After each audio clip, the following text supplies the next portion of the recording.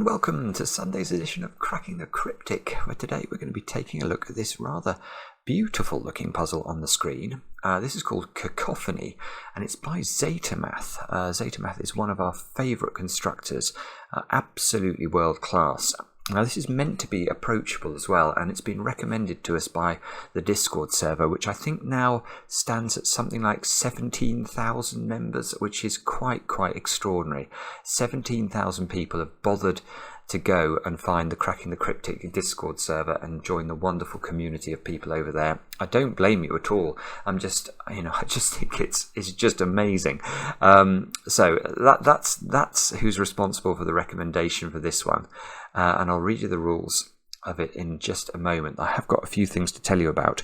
The first is that earlier on today, I released a bonus video on the channel, which was my attempt at solving something called the Phistomefel crossword by Chris Adams. And I think he also had some help in creating that puzzle from none other than Ricky Cruz. It's only a short video, but it's really a very cool puzzle. So do have a go at it. I'll try and remember to put a link under the video. If you have a few minutes spare, I think you'll enjoy it. Also, over on Patreon today, we've got the 6x6x6 Sam Kaplan lines solution. That's the solution to this puzzle, which you really must have a go at. That is an incredible sort of 3D 6x6 creation from one of the world's great constructors, and there's a solution video there on that. Also on Patreon soon, we've got the lockout lines Sudoku hunt coming up just in 5 days time at the start of October. And one thing else I was meant to say, was it about streaming? Oh no, well it was, but it was also the fact that we are really close to 400,000 subscribers. So if you do enjoy the content and you're not subscribed, please do consider hitting that subscribe button now. Now, yeah, I wanted to talk about streaming because we have been inundated, literally inundated with requests, suggestions, advice about what to stream next. Because I achieved a finish on The Witness, which I enjoyed mightily. Now, many of you are suggesting it would be a good idea for me to attempt other bits of The Witness. And the thing that is suggested the most often is something called the Music Box Challenge. Now, the problem here is I have no idea what the Music Box Challenge is. I'm not going to look it up on the internet because if I do, I will spoil it for myself.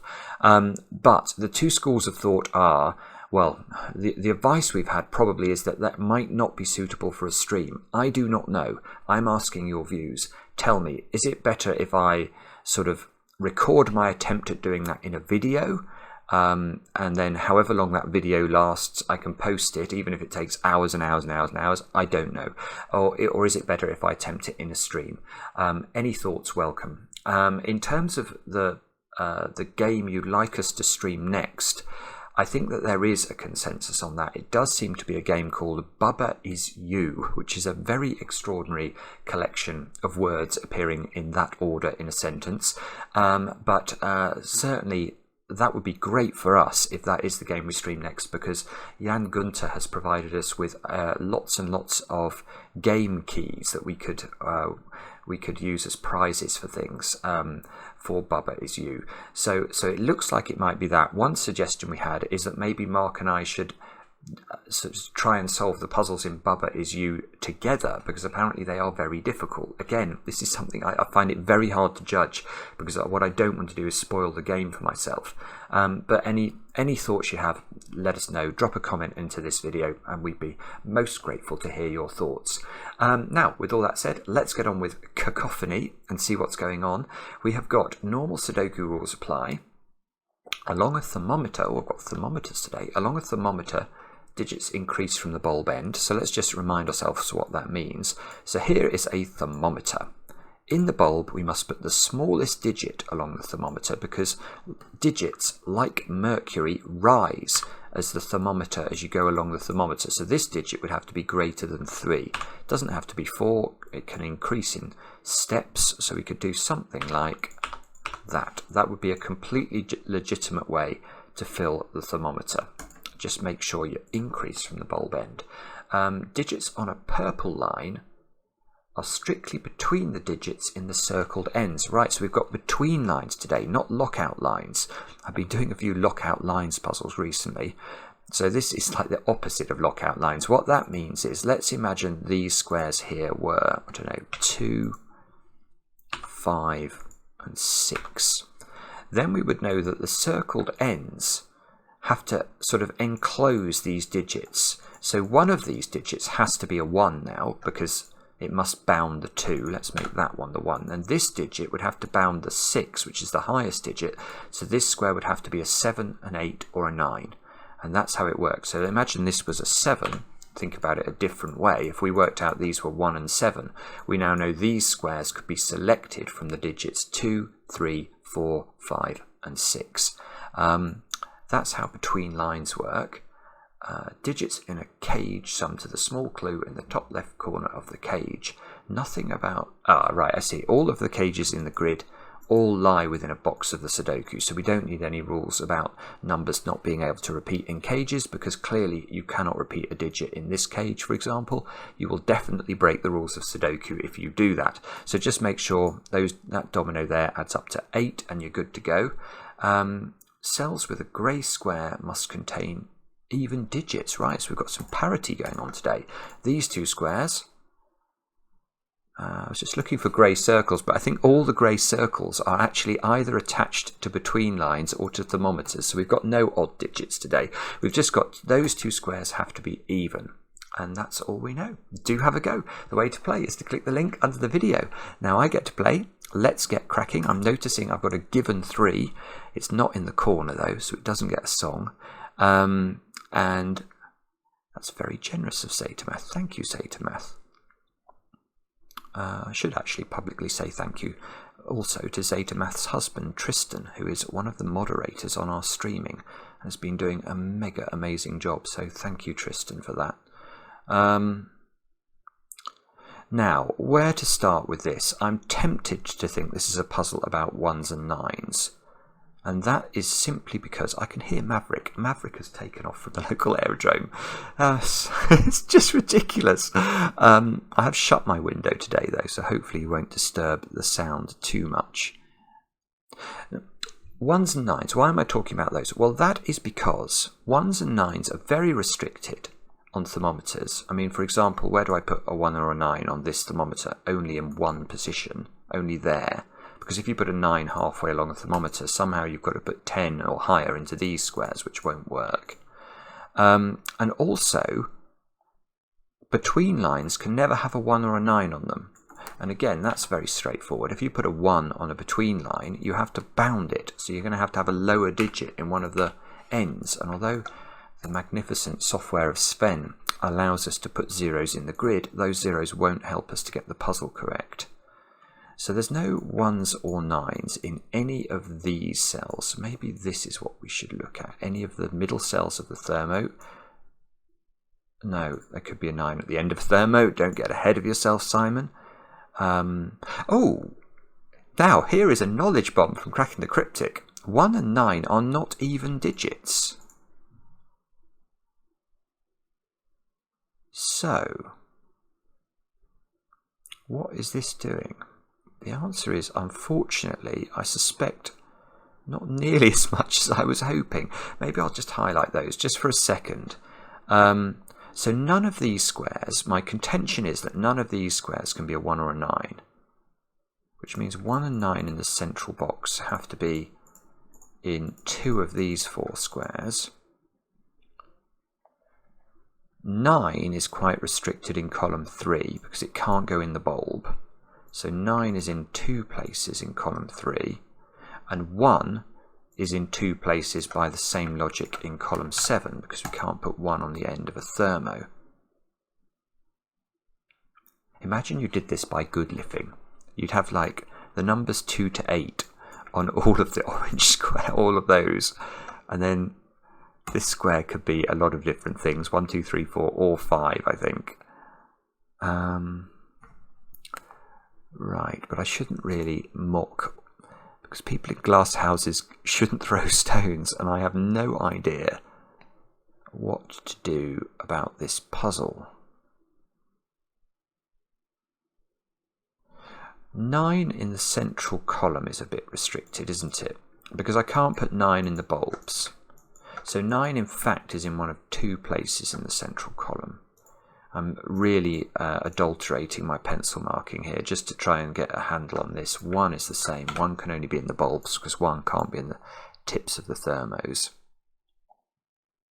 I still haven't quite given up on the idea that 1s and 9s are going to be the key to the highway here, although I am starting to lose hope. Right. Box 6. Where does the 1 go? That is an interesting question. I was about to say it's got to go in one of those 3 cells, which is true because we can't put 1 in the tip of a thermo. But we can actually do better than that, I think.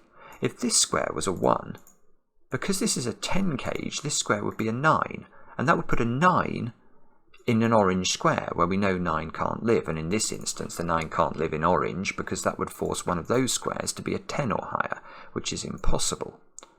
So actually 1, I think, is confined to a domino in box 6. And that's weird. Okay, so now where does 1... This is going to break my pencil marks really badly, isn't it? Where does 1 go in box 3? Well, it's not in those squares, it's not in orange, it's not in the 12 gauge, so 1 is in one of those 2 positions. The same is true, look, the same is true in box 9. Where does 1 go? Again, we've got a 12 gauge helping us to push the 1s into the corners. So the 1s in these cells are in these positions. But if I pencil mark them, I'm going to lose track of the 1s in column 7 that can only be in 2 positions. Is that worth losing track of? The answer to that is... The answer to that is maybe. Or do I just try and remember? Or do I abandon this? That's the question.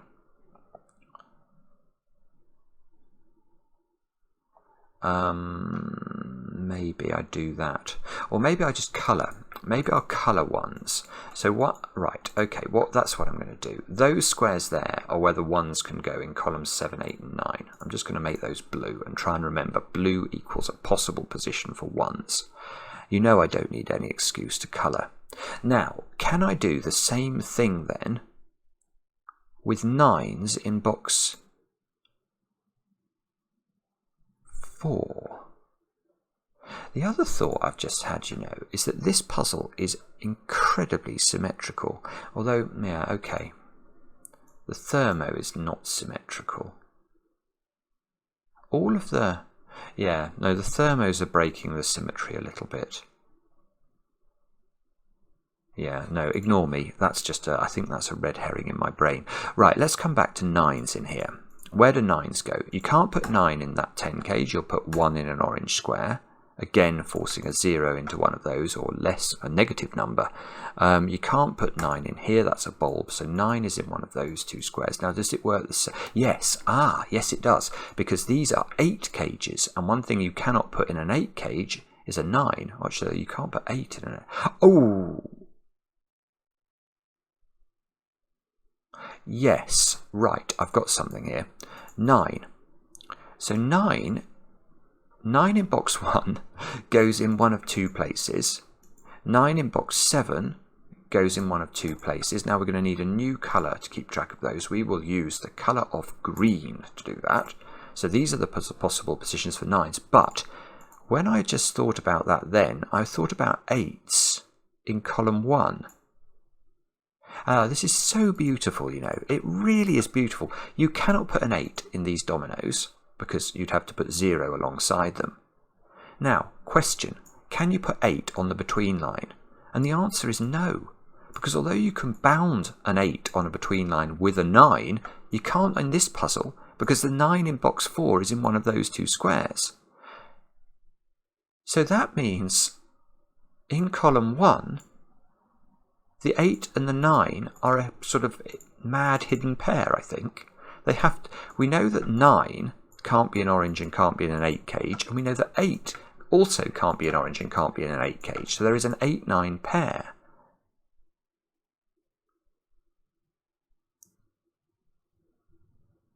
That's really rather extraordinary. I'm not exactly sure where it leads. I'm tempted to try the same thing with... Oh, is it going to be where... Yes, okay. And by symmetry, we can do the same logic in column 9 and ask where 2 goes. 2 definitely can't go in a 12 cage. We can't accompany it with 10. And 2 can't go on the between line because one of those 2 squares would need to be a 1. And our blues tell us that's impossible. So these 2 squares are the only squares in column 9 that can be the digits 1 and the digits 2.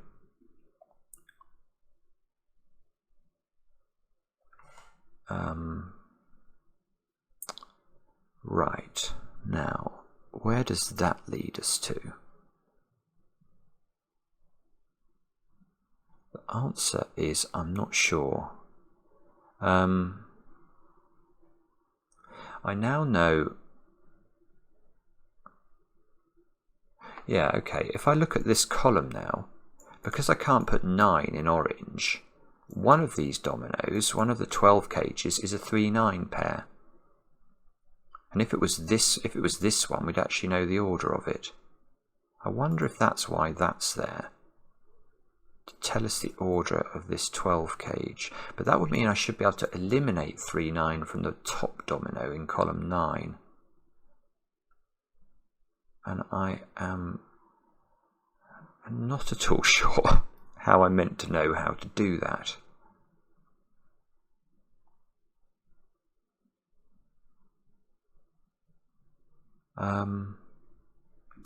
Is this the point where we need to abandon the 1s and 9s? The 1s and 9s have giveth, haven't they? They've giveth a plenty, but they haven't yet. Ah, no, hang on. I haven't thought... what I didn't do when I did my blues is blue column 5, and I'm just looking at that now because that's quite interesting. Is that right? That is right. Oh my goodness me, this is just gorgeous. This is absolutely gorgeous. Right, look at those 2 squares in column 5. Now I could, if I'd been diligent, have blued those.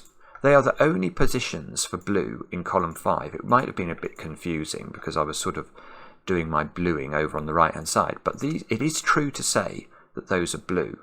Now look at column 7. You can see that we've got 2 blue squares in column 7, and that is an upside down skyscraper. What do I mean by a skyscraper? Well,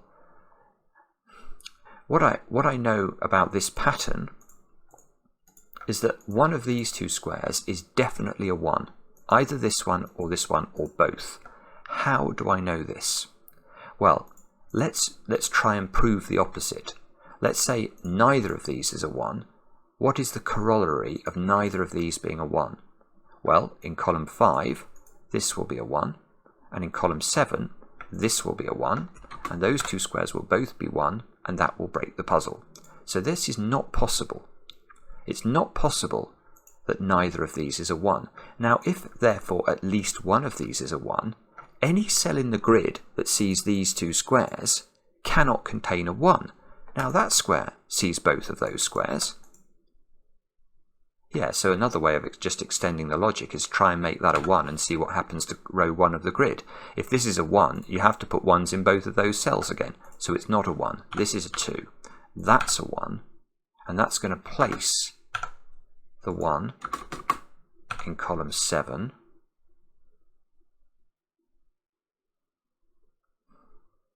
And that's the pregnant and, the one where I haven't actually got a clue what I'm about to say. Do I know which of these is a 1 as a result of that? I don't think I do. That's very, very annoying. I don't know what to do. Can I do the same over this side?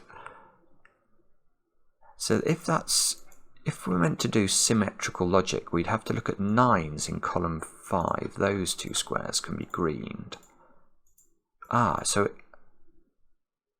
Yes, absolutely I can. Right, this time we've got a skyscraper the right way up. The reason the skyscraper gets its name is that if you imagine we drew a line going from here to here to here to here to here, it would look a bit like a skyscraper with a sort of slanted roof. Now, again, we can ask the question, is it possible neither of these two squares up here is a 9? Clearly not, because that will double 9, row 9. So one of these at least is a 9. That means that square cannot be a 9. This square sees both that one in its box, that one in its row. So that's an 8. This is a 9. So this is a 9. We need to put a 9 in column 3. So actually, what I should do is tidy up the colouring now.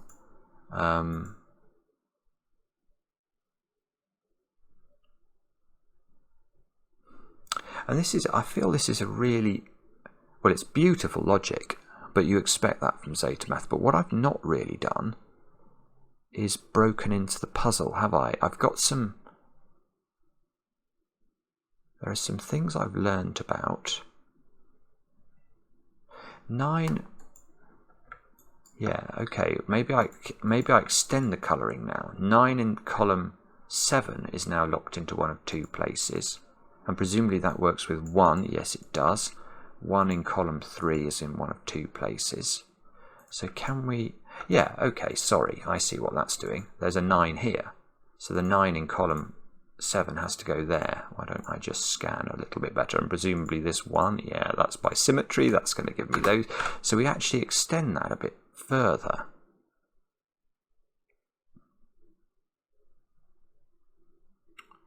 Now, what on earth does that do? 9 is a bit restricted, I'm seeing, in box 3. It's got to go in one of those cells. So presumably 1 will be restricted. Yes, 1 is restricted in box 7 by the same logic.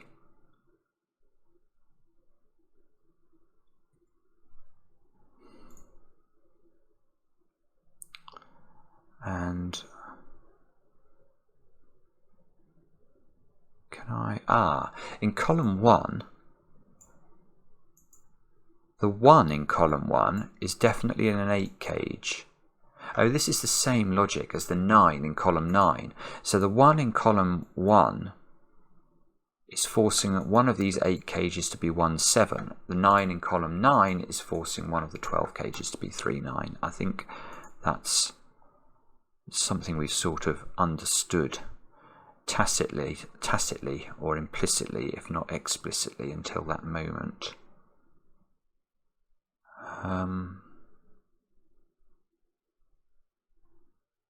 The problem is this 1 and 9 on the thermo are really doing the smallest amount of restriction they could possibly do, and it's almost no restriction, knowing that this square has to be 2 at least, isn't it? In fact, it is basically no restriction.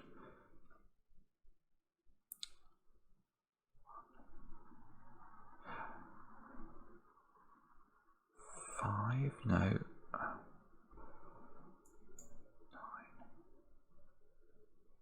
9. Right, okay.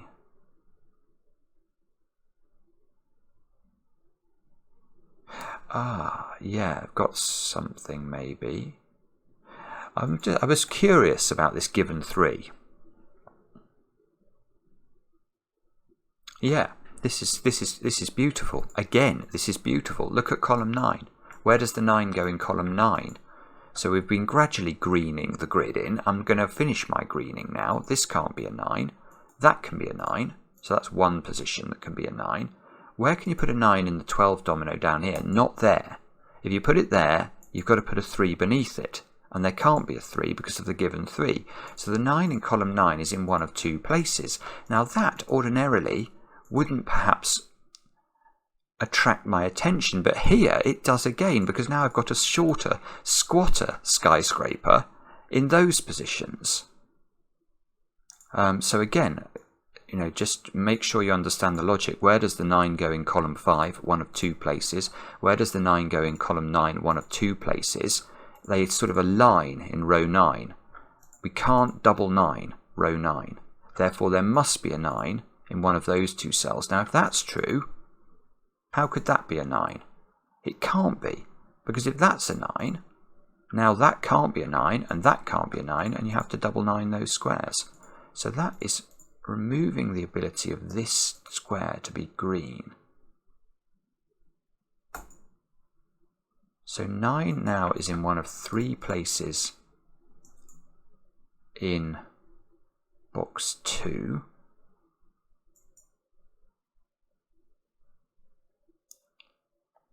Nine can't now go in either end of the...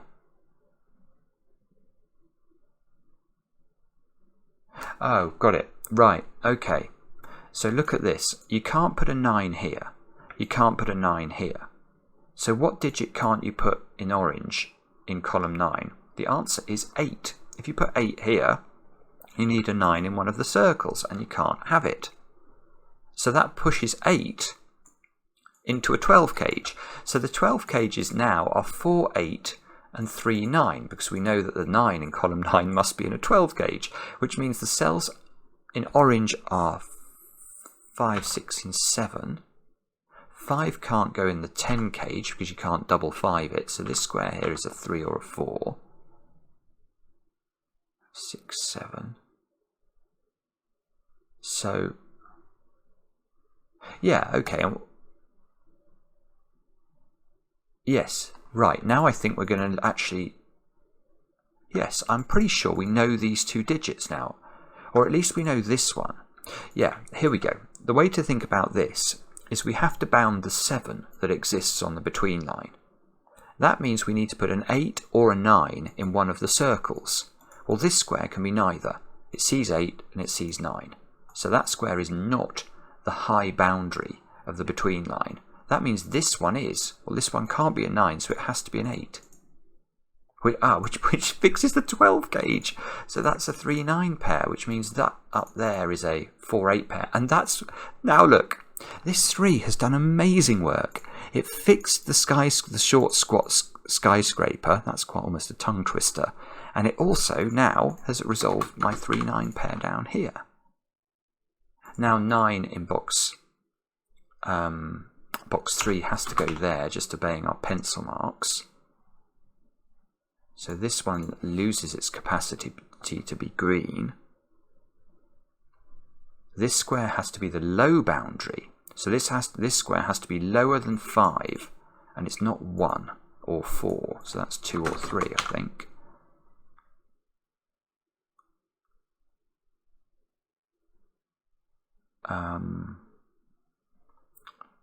Now, what does that mean? 8 in box 6 is restricted to being in one of these digits. So whichever one of these is an 8, it will have to have 9 on in one of its circles. So if that's an 8, that can't be a 9. So if that's an 8, that has to be a 9. Which, if that's an 8, that has to be a 9. If that's an 8, oh, no, hang on. Where does 9 go in box 8? I've not looked at this at all. Oh, I've only just learned that this is a 9, so maybe I haven't been remiss. 9 has to go in one of those 2 cells. So this is important, isn't it? That's no longer green. So it can't be a 9. So the 9 in column 5 has to go in green. So it has to be here.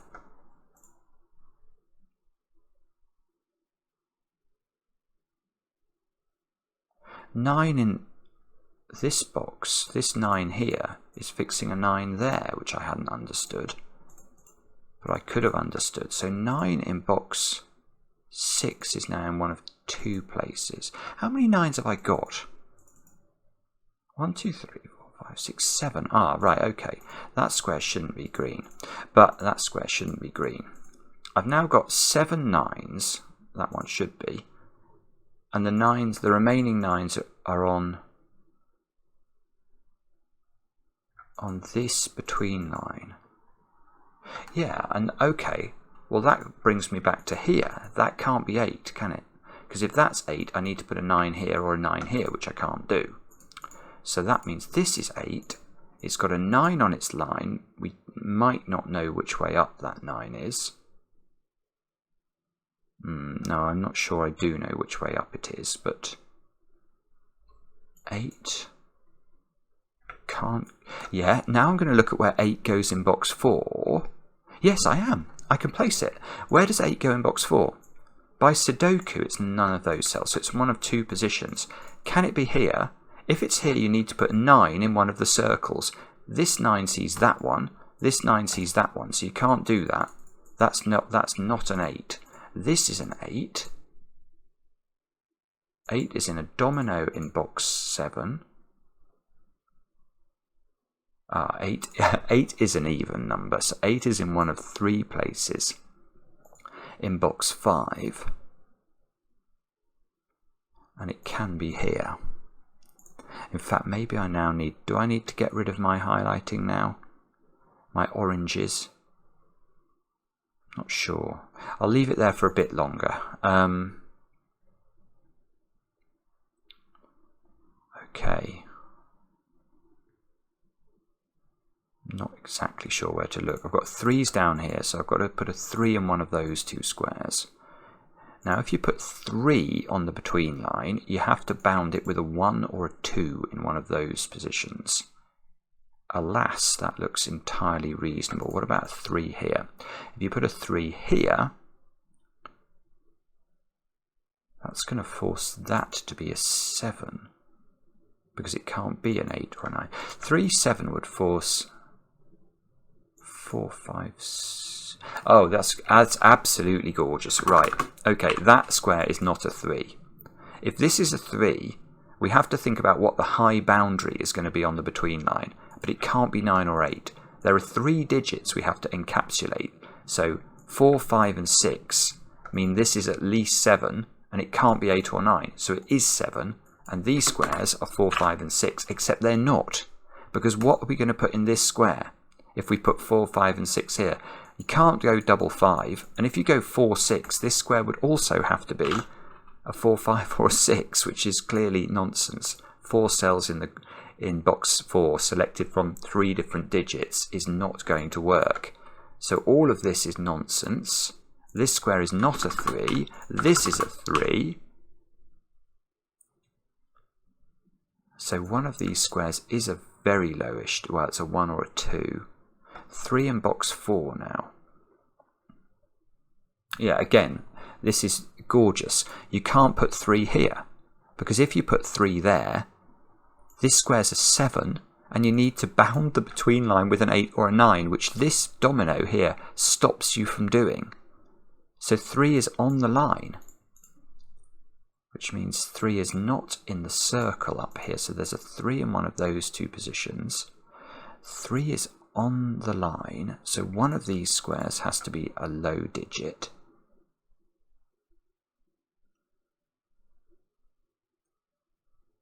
Neither of the 8 cages. Oh yeah, okay, that's how to think about this. That's how to think about this. Well, how are these 8 cages made up then? They can't include a 3, so it's not 3, 5. So the 8 cages must be the other 2 ways of making 8, which is 1, 7 and 2, 6. And I bet we can do some restriction here. 1 comes out of this square. No, you can't. You can't apparently do any restricting. Oh, I tell you what I wanted to look at as well. I think I sort of shuffled this into my brain and put it on in the library, but I want to withdraw it now, because when I found out this was a 9, I did it. I had 9s, or it was something like those 3 squares, wasn't it? It was the equivalent of these 3 squares. And I was able to restrict 9 away from the circle. So can I restrict 1 away from the circle here? No. Ah, yeah, I know why I could do it. I could do it because this 3 was restricting the positions of 9s in column 9. I've not got the same luxury, have I, in column 1? So the given 3 is what I need. Right, okay, let's forget that. That's not working. These squares then have to be 3, 4, and 5. That's not 5. So this is 6 or 7. 3, 4, and 5 on the line mean the 2 cells here have to be, one has to be a low digit, which is a 1 or a 2, and one has to be higher than 5 but can't get as high as 8, so one is a 6 or a 7. This square cannot be a 1.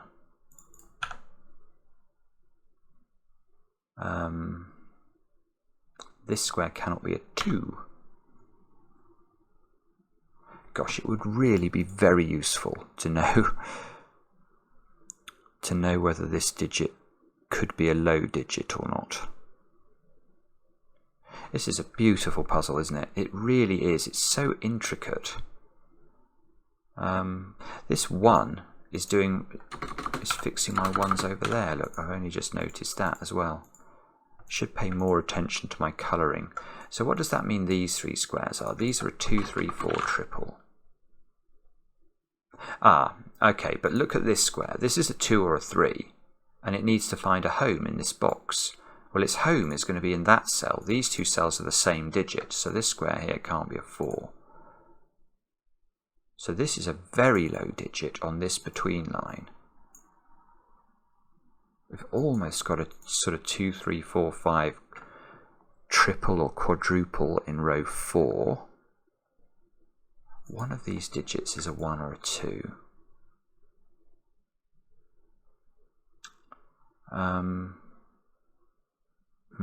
Okay. What about these 3 digits in box 4? They've got to be 2s, 6s, and 7s. Now, is that helpful then?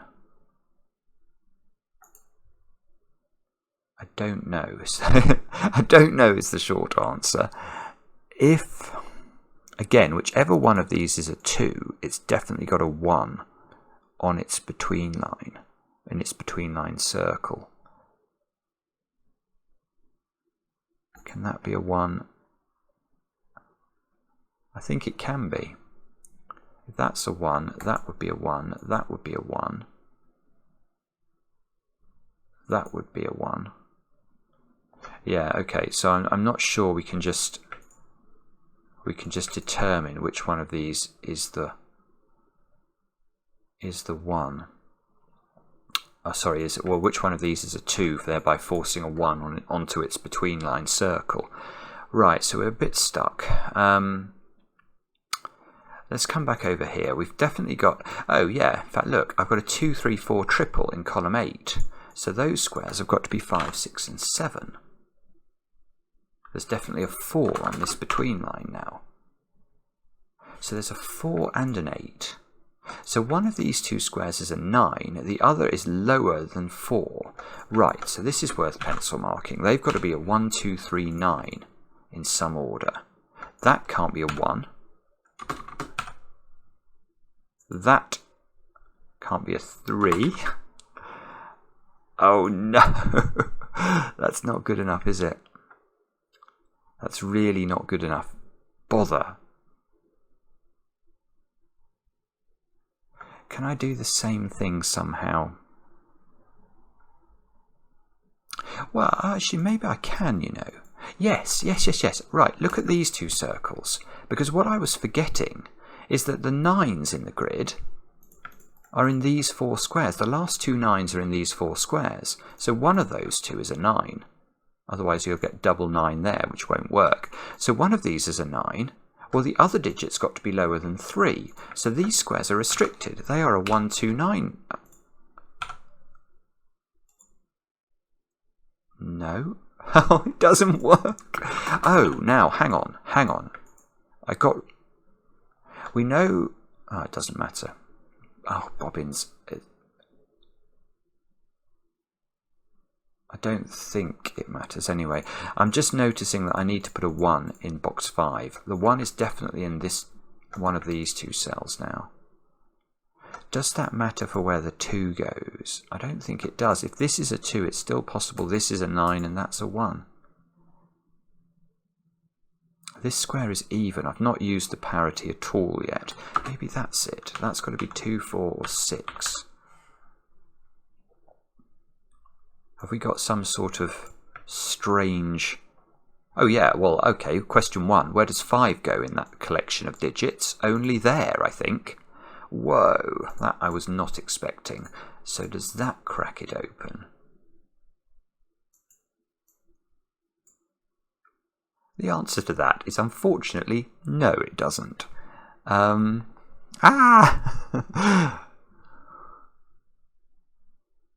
Can we deduce anything about our even square? Is there a reason that can't be one of the digits? If this was 2, you'd immediately know all 3 of these digits. You'd force this to be 4, 6. This would be 7. This would be low. Don't know, that doesn't seem impossible.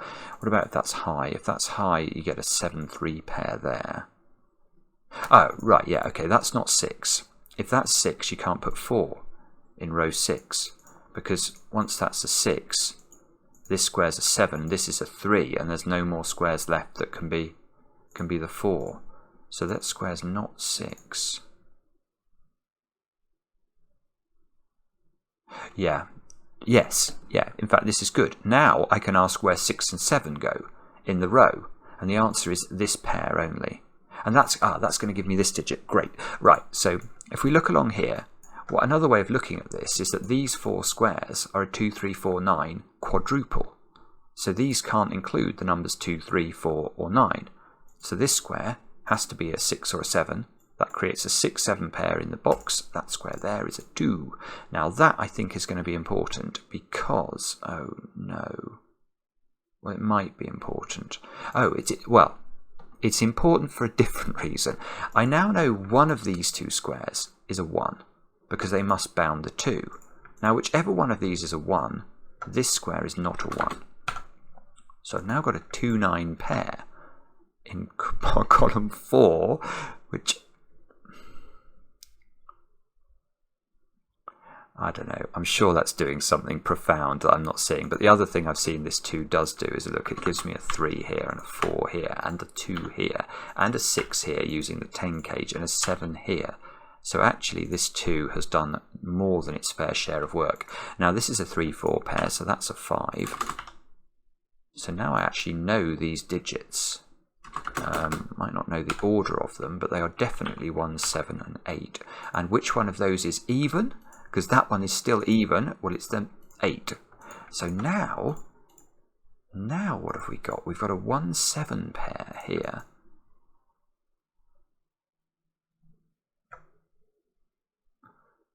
Which feels like it might be important somehow. Oh dear. I don't know quite what to do with that. We've got...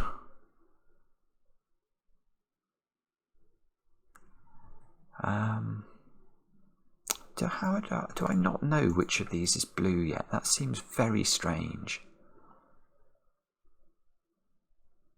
I don't know. This square here has got to be a 3 because of the 2 there. So, is that doing something? I'm not sure it is. This thermo, I suppose we can restrict this thermo a little, can't we? Because we know the digits we've got left to select from are 3, 4, 5 and 6. So that's got to be a 3 or a 4. That's got to be a 4 or a 5. That's got to be a 5 or a 6. And that means those 2 squares are a 3, 4 pair. And that means that square is a 5, and that means that square is a 6, as we must increase along the thermo.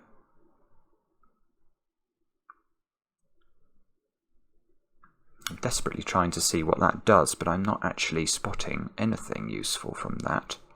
which is a bit disappointing. Oh no. Okay, so where shall we look next? Where is the next breakthrough that we can learn about from the puzzle? We've almost got sort of something going on with 6s and 7s in this column, haven't we? That would be useful.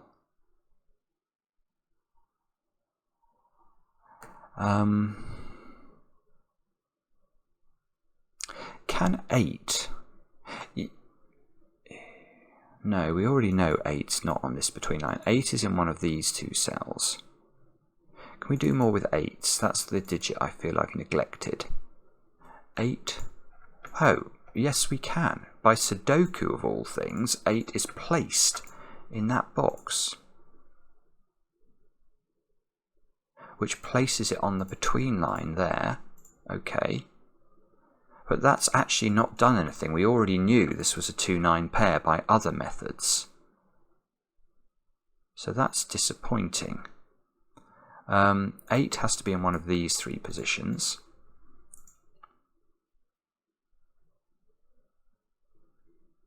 Come on. 5 now, of all things, has to be in one of those two positions in box 8.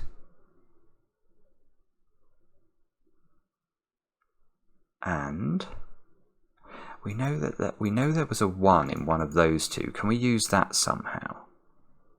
So 1, yeah, yes we can actually.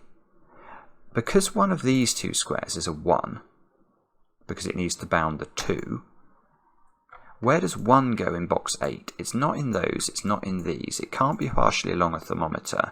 Oh, bother. It can be here. Sorry, I was thinking for some reason it had to be in this domino, but it doesn't. It can escape to this cell. So the 1 is in one of 3 places, and that's bobbins worthy. Don't think I need that pencil mark. Don't think I need that pencil mark, because that duty is being done by the blue. 5, 6, 7, 4, 5, 6, 7.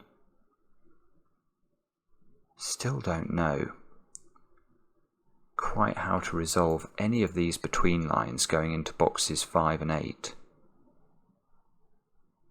which is disappointing. Oh dear. So where shall we look next? Do we know anything about these digits? We know that there is a 2 in one of those positions. That's a little bit interesting.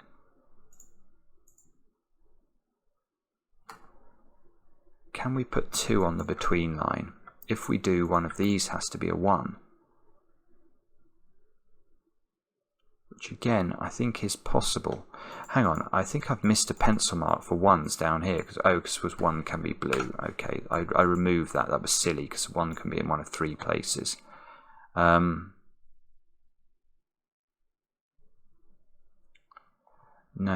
alright.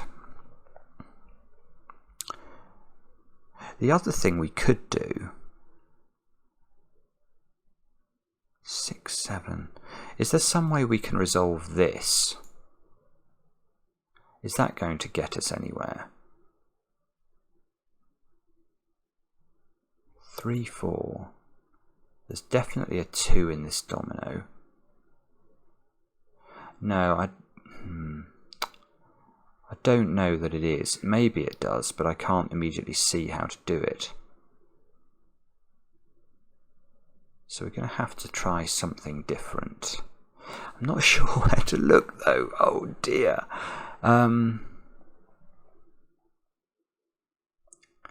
Oh, here's something interesting. If you can get rid of a 7 from this square, then that would be a 2 or a 6, and that would fix the 8 cage, which then couldn't be 2, 6. Yeah, and the same is true of this square. If you can get rid of the 6 from this square could only be 1 or 7, and that would force that to be a 2, 6. So one job we could consider is it possible to remove 7? I don't think I've done anything with 7s, and I've barely done anything with 6s. So that doesn't seem very likely. Ah, now, here is something that I recommend, and I'm guessing it's going to attract some comments. There is a 3 here, which is looking at this square, and therefore this square has to be a 4. So this square has to be a 2, this square has to be a 9, and that square has to be 3. That square's got to be 4, that's got to be 3, that's got to be 6, that's got to be 7. Right, and now I can eliminate 6 from both of those squares.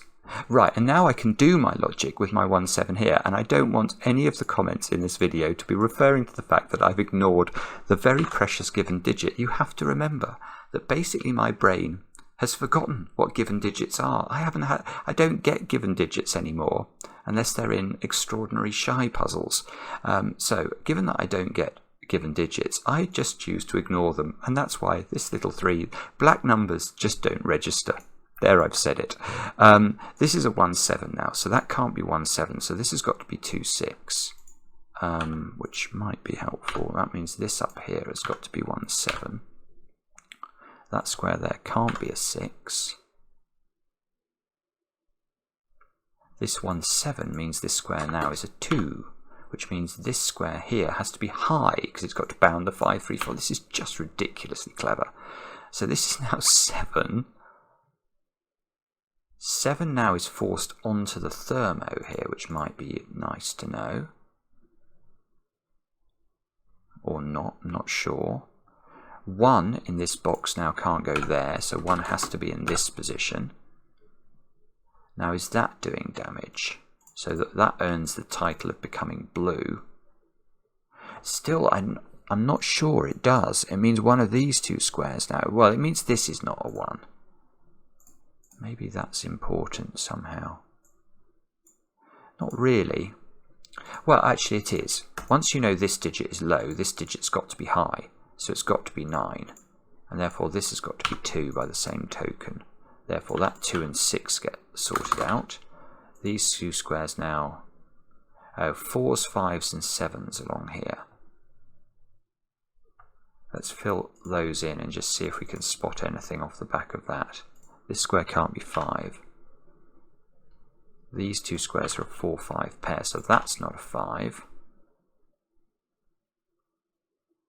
Oh, I tell you something. If that's a 7, you've got to put 8, 9 on the thermo, as in the higher place. That won't work, so that's got to be a 4. That places a 4 there. We've got a 5, 7 pair here, so this is a 6. That's not a 6 anymore. And maybe we're on the home track now. This square's got to be a 7. Just to complete the row.